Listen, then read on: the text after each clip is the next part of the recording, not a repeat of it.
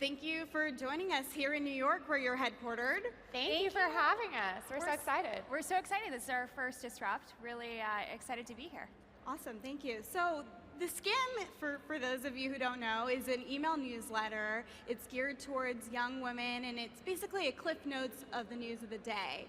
And you used to be TV news producers at MSNBC. What inspired you to quit your jobs and start this?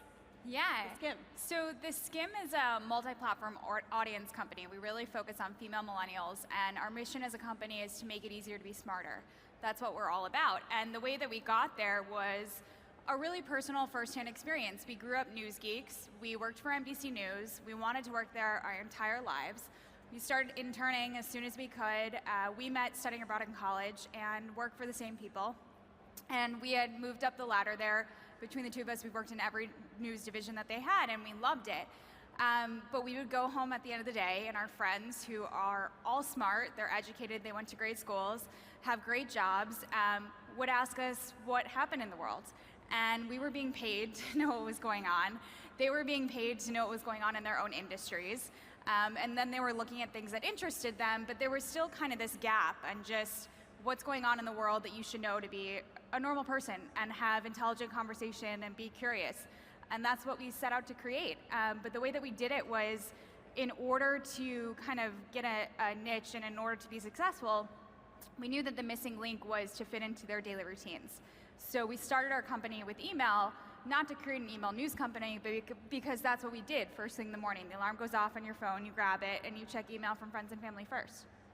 And so you're growing really fast. I understand you have over 3.5 million subscribers, which is actually more than the digital subscribers of the New York Times. So that's pretty impressive. Thank you. How are you able to spread the word? I know you have some program, a viral marketing program called Skimm Ambassadors. How do you get people to? We're very into our Skimm jargon, so we have Skimm Ambassadors. And I think for us, the way we started, as Danielle said, it was very organic. We were solving a problem that we saw that our friends had in their day. So we ended up quitting our jobs. We were roommates at the time, living in a really tiny apartment downtown, just across the water. And the first day, we literally corralled all of our Gmail contacts, all of our Facebook contacts, and we emailed about 5,500 people. And we said, we just quit our jobs, please sign up for this.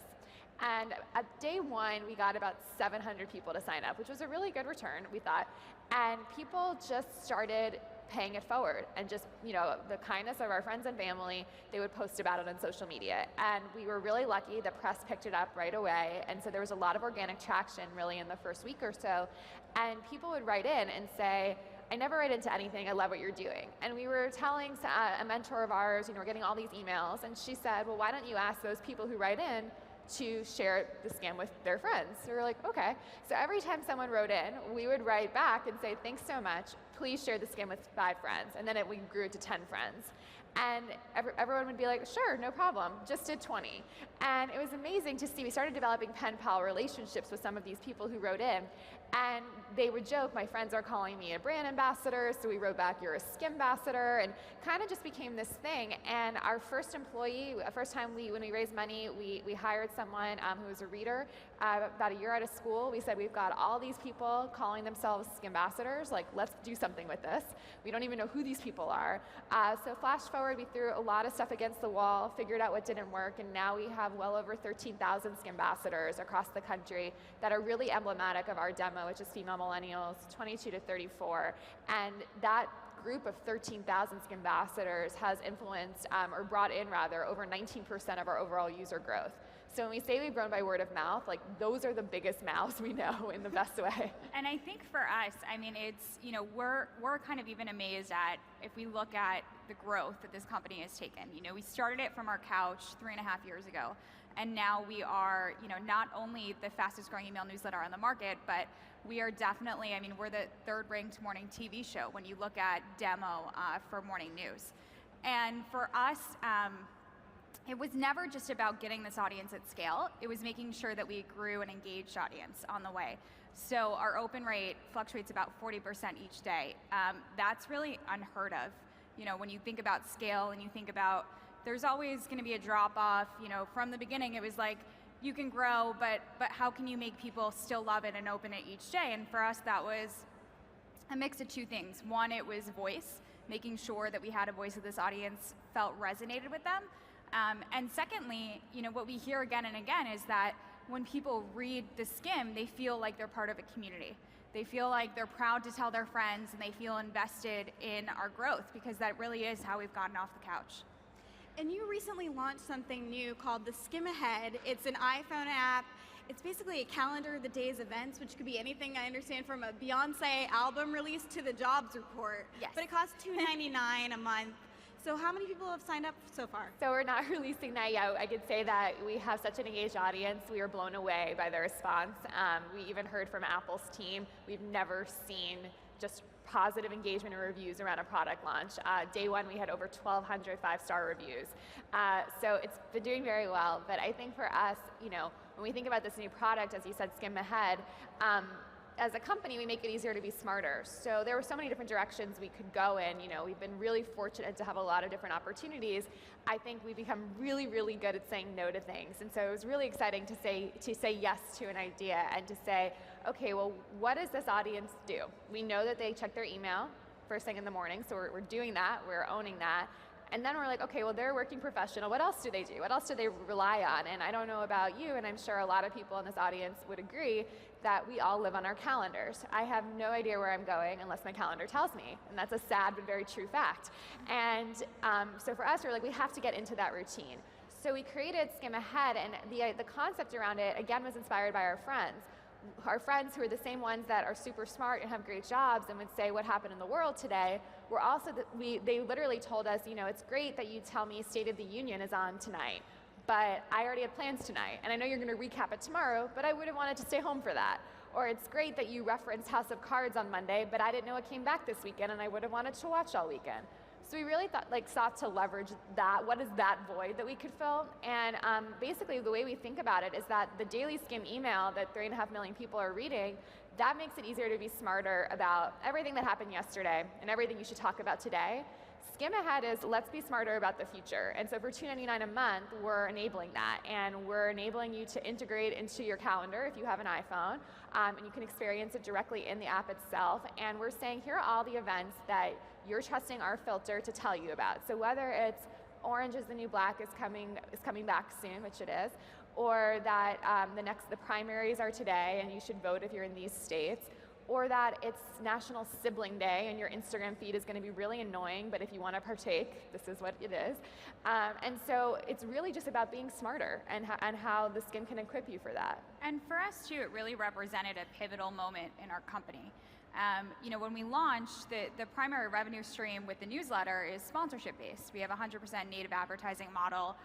We work with really premium brands, and we do so in a way that feels really organic to our audience, and it's authentic, and it's gone over really well. Now, with the launch of Skimm Ahead, we also have a subscription business. So when we look at what we've created over the past 3.5 years, it's this engaged audience at scale with 2 different revenue streams that we can definitely build out in the future. There's the media business, and then there's the subscription business, and it all works from the newsletter being the anchor of the brand. And that's really what we set out to do. It was never let's create a newsletter company, it was let's create this amazing engaged audience, and that's where they gather every morning, and from there we can create different products that appeal to different parts of our audience. And so with the native advertising, that's a little different than what a lot of media brands do. Do you always let your readers know that it's sponsored? Yeah, we do. If you look in, you can see that from the logo to the different pieces of inventory, it's clearly sponsored, and it's also never touches the actual news that we're writing about. So we have fun with our logo, the location, our book section, our wine section, but it doesn't touch the actual news of the day. So the news section, there's no sponsorships there, Yeah. but wine and other sections basically could be paid for by the lifestyle partners. elements. Yeah. We never wanted our audience. It was actually something that we learned early on. We used to tell our audience in the beginning that, hey, you're going to see an ad tomorrow, give them a heads up. And I felt like from that, we made a decision to be really transparent with our audience. It's a free product. We're a young company. We need to make money somehow. And I feel like if you're open and you're honest about it, people understand that there needs to be advertising, they just want it to be done well. Yeah. So we would get thank you notes from our audience. We made sure that we don't work with brands unless we're proud of them and we're proud of the advertising that we've created. And you've raised venture funding, over $6 million. Any plans to raise more funding anytime soon? You know, we're in a lucky place that we don't need to worry about that right now.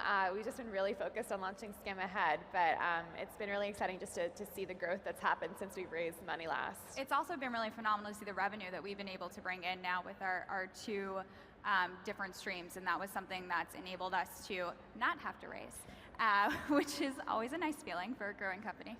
Right, revenue, that's definitely something Yeah. VCs like. VCs used to laugh when we used to say we're a pre-revenue company. Yeah. Like that's a fancy way to say you have no money. So now we're not a pre-revenue company. There you go.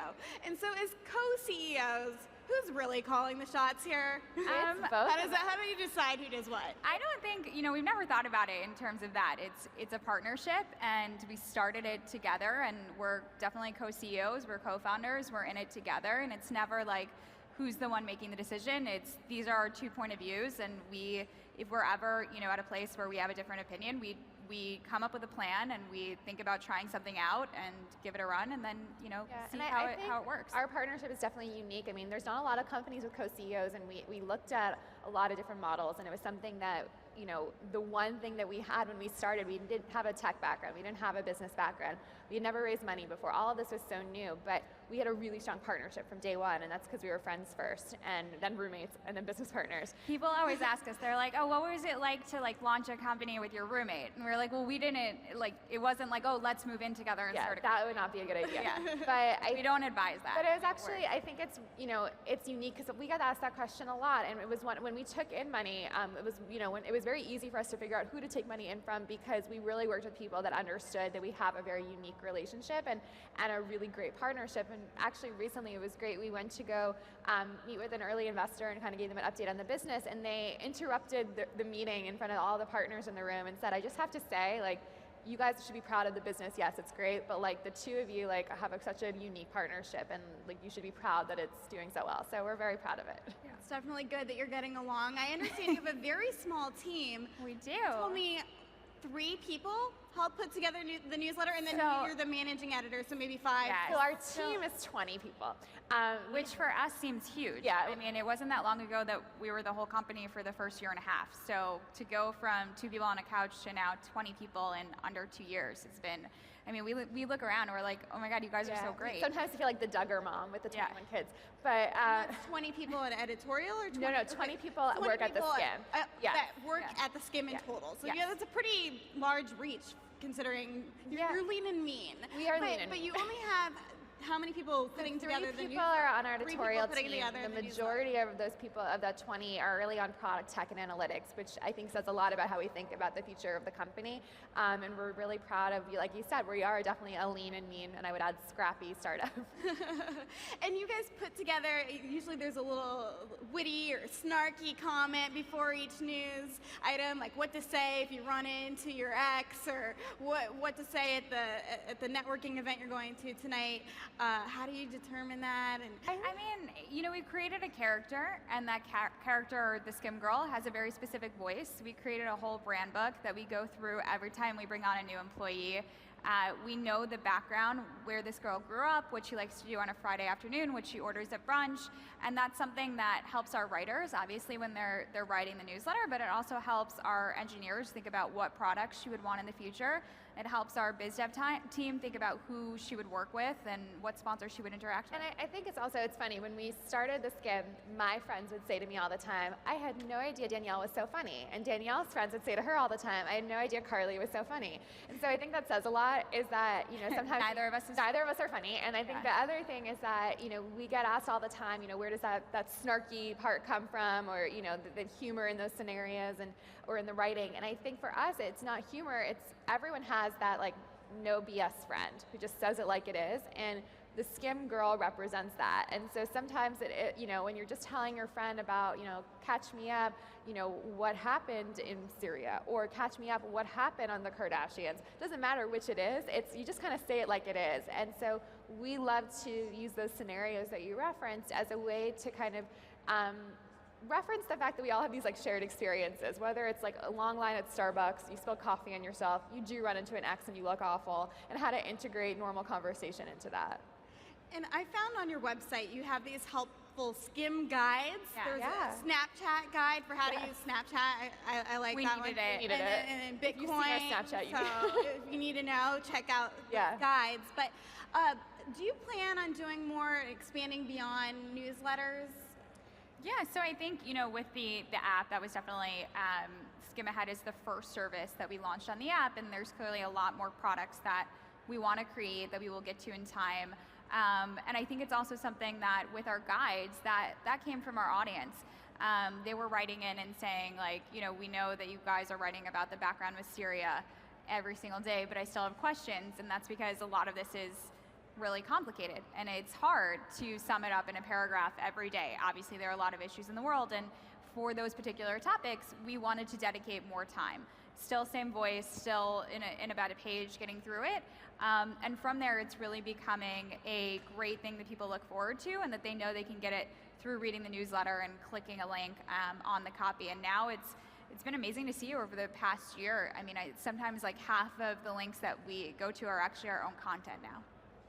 But it's only a few people on your team, yet you have a wide range of topics. You have pop culture, you have hard news, you have tech, sometimes finance news. You can't be experts on everything. How do you cover all this stuff? Are you calling up experts on the phone? No, we're not. You can't be experts on everything, and we never said that we were. I think it goes back to our training. Honestly, we were trained by we think the best in the business. We worked at NBC News from 18 years old onward, and no one there, in the general, news assignment desk, they have political experts, but it's not like we came in as political experts or foreign policy experts. For us, it's how do you, we're translators. How do you translate what's going on in the world in a way that other people can understand it? And, it's one of the things when we hire people, like we get emails and great outreach all the time from candidates who say, I'm an expert on X, let me come work for you. And we say, we actually don't want an expert on X. We want people that can be translators with us and then understand that our goal and our mission is to make it easier to be smarter. And so how do we do that is through our voice that makes it easy to understand. It also goes back to, when we were fundraising, people would say all the time, like, are you a media company? Are you a tech company? And we were like, if we're gonna have to pick, we're gonna be an audience company. We're gonna coin our own word. So that's our buzzword. But I think it really goes back to, what does this audience wanna be and how do we make them feel confident? And they don't necessarily wanna be an expert on, foreign policy or on what's going on with tech, but everyone wants to feel like they have an opinion and they have something to contribute to a conversation. And I think that's what our product does really well. Breaking it down into layman's terms. Exactly. And you used to be TV producers, Yes. so is there going to be a video component of the Skimm? Well, I think it would be a shame if we didn't use our video background somehow again. But I think for us, our goal, as a company is we want to take every time you look at your phone, and I see so many of you looking down at your phone right now, and We won't take it personally. We won't take it personally. I know you're like tweeting something. They're reading the Skimm. You're reading the Skimm. Thank you so much. But when we want every time that you're looking at your phone, that's the new definition of me time. And whether you're doing that here, whether you're doing it on your commute, whether you're doing it in the bathroom, and we won't judge you, it doesn't matter. That is the new definition of me time, and we want to own that me time. We want the Skimm to make it easier to be smarter in that time. And so we're doing that in your morning routine. We are the new morning television show in your email when you're still in bed and waking up. We call that the one-eyed open routine. Now we're doing it in your calendar, and we'll be doing it in other routines to come. And it's great to see two young women, entrepreneurs, getting funding, doing really well. Do you have any advice for maybe some of the other aspirational young women out there who want to start a company? I think everyone says this, but it's true. Don't quit. I think you have to really believe in what you're doing because no one else is going to believe in it as much as you do. So if you don't go out there and you don't sell that vision, how can you have other people buy into it? And that's, literally and figuratively. But I think it's, we heard again and again, no, I won't sign up for it. No, why would you launch this on email? Email is dead, said to us over email. No, I won't fund you. And there's kind of, two different paths you can take. One is, maybe this isn't a good idea. And then the other is, we quit our jobs, we believe in this, our friends like it, we know that there's a huge market for female millennials not getting enough information, and we want to fix that, and we just did it. So I think it's really the easiest thing you can do is give up. Yeah, and I would just add, I think, know your audience. No matter what your company is or what your idea is, there are very few companies that are for a huge mass audience. There are very few Facebooks. There are very few Googles. And I think the key is just know who's your product for. Like, who do you have in mind, whatever it is you're creating. And I think for us, that has really been like our true north. All right, well, thank you. We're out of time, but it was so great to hear about theSkimm. Thanks for having us. Thanks for having us.